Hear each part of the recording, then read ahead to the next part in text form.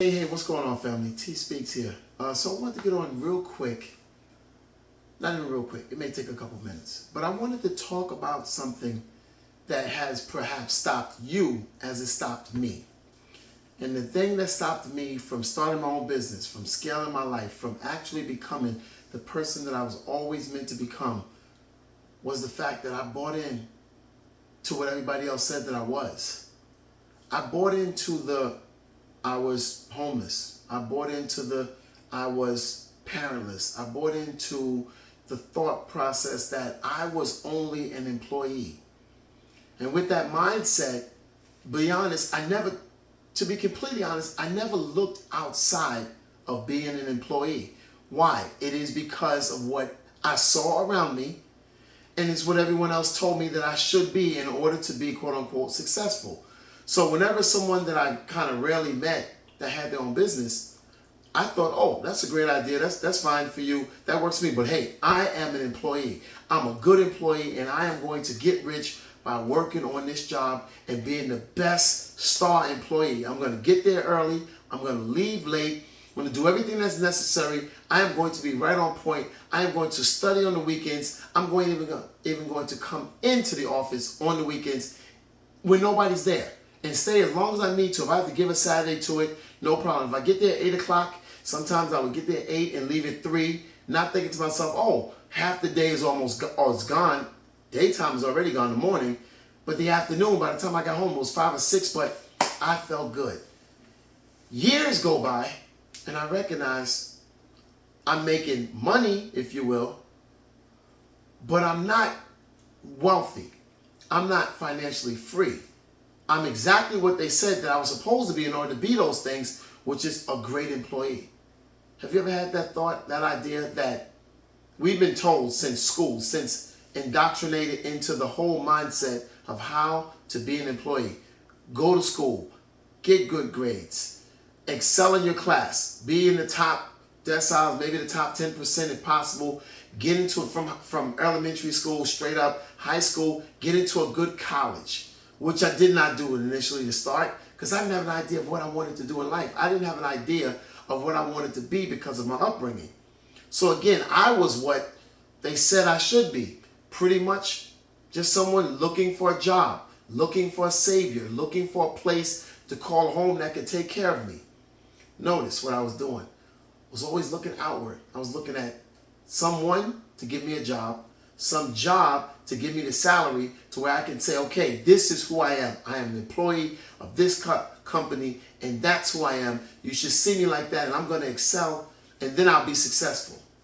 What do you think about it is, the more time, the more energy I gave, the more focus, dedication, and commitment going in on holidays, even days that I was told you can take off on special days of the year, I would go in anyway.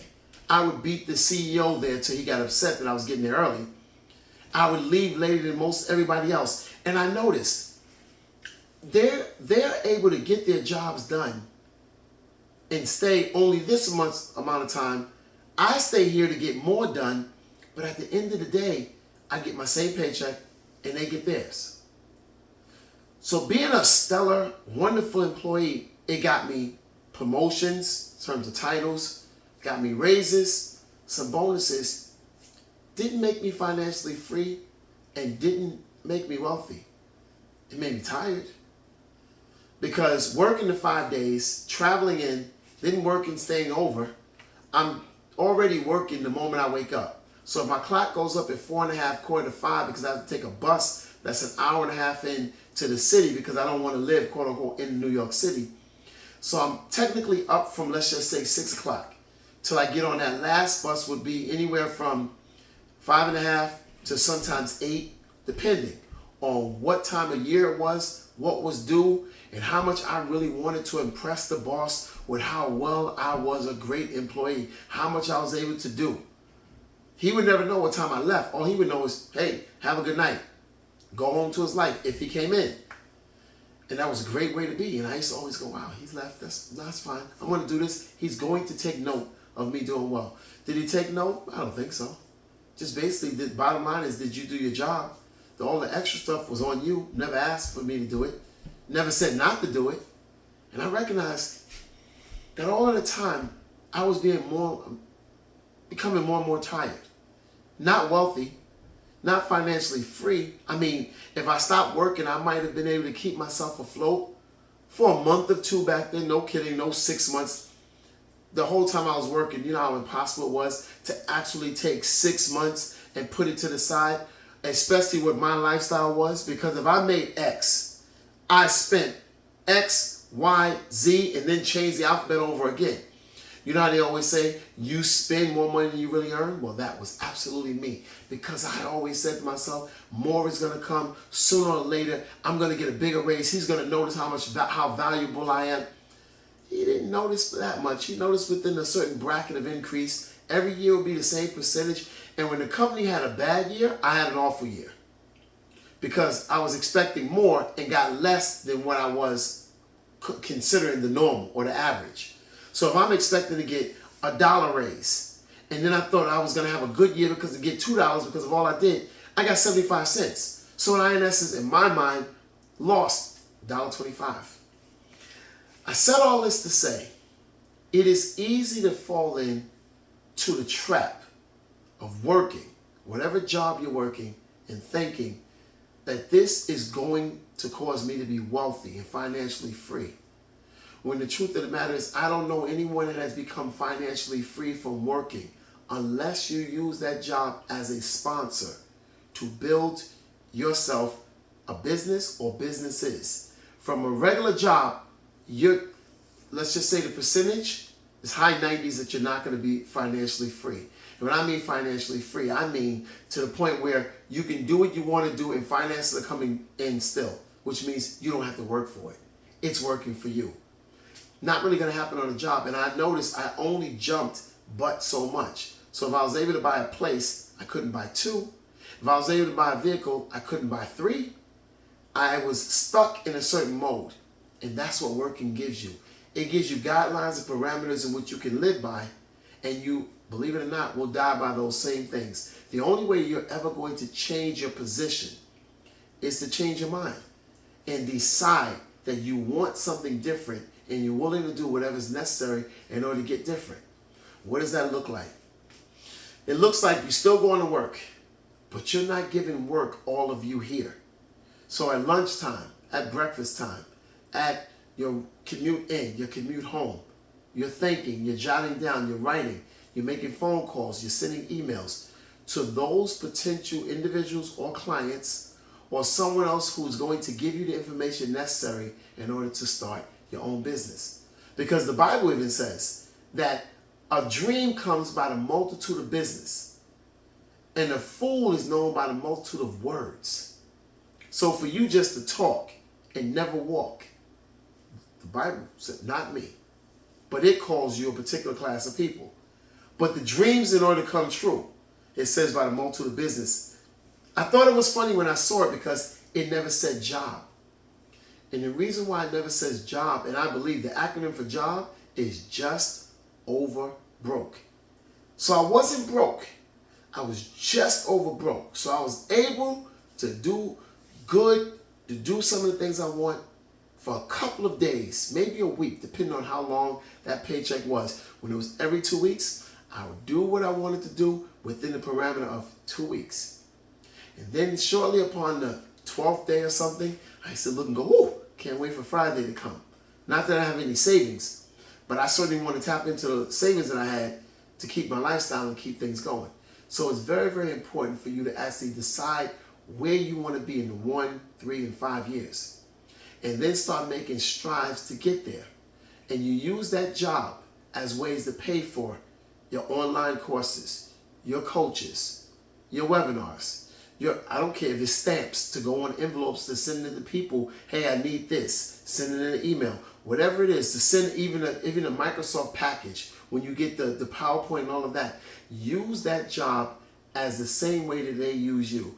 They use you to do a job and give you money. You take the money, you do the job, and use them to get the money. You take that money and instead of spending it, wipe that off. Instead of spending it, you invest that money in you. You stop going out so much. You stop doing the things that you know would normally deplete that money, and you start to plant that money in things so that it can come back and give you an increase later. That's an ROI, a return on your investment. Later, not now, but it'll come back later. You have a conversation. You fly out on your days off on a weekend, or you fly out. You take some days off and you fly to a seminar. You sign up with a coach to get some education, to get something that you don't know. You buy a book at Barnes & Noble or online at Amazon that of things that you don't know. And you use those things in order to grow here. Because when you change your mind, you can change your entire life.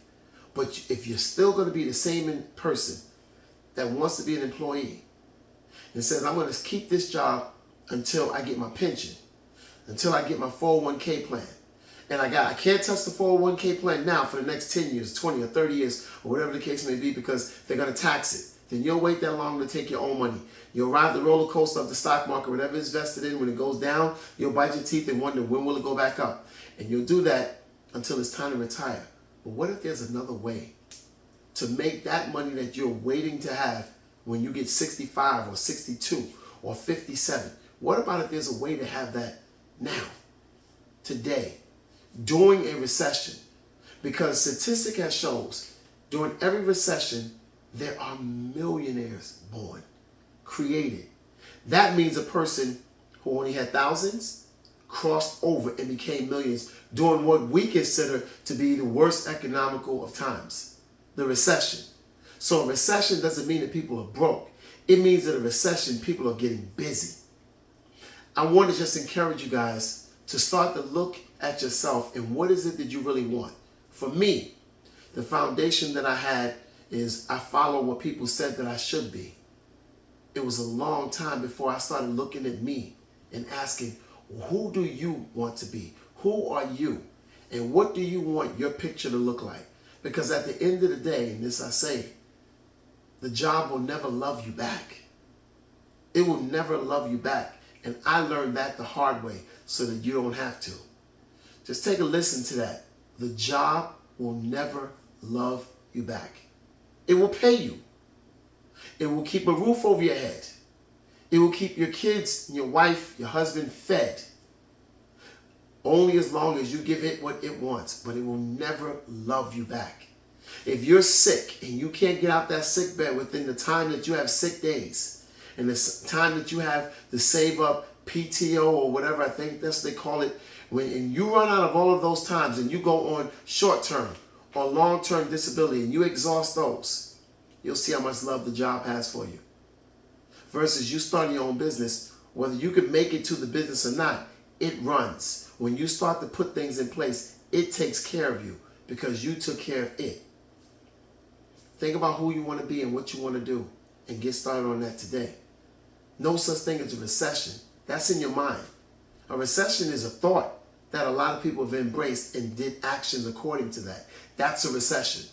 So if you say there is no recession, you will move as if there isn't one. Or you can say that this is a period when others consider it to be a recession, and I'm going to take advantage of that. How? I'm going to start my own business. I'm going to get a coach. I'm going to do what I need to do in order to be in a position to where whether things get good or things go bad, I'm still good.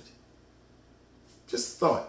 If I said anything that you agree with, like, comment, share this post, give a follow. I'm T Speaks, but I can tell you this, no matter what, life will continue to go on. However you choose to move is going to be completely, totally up to you.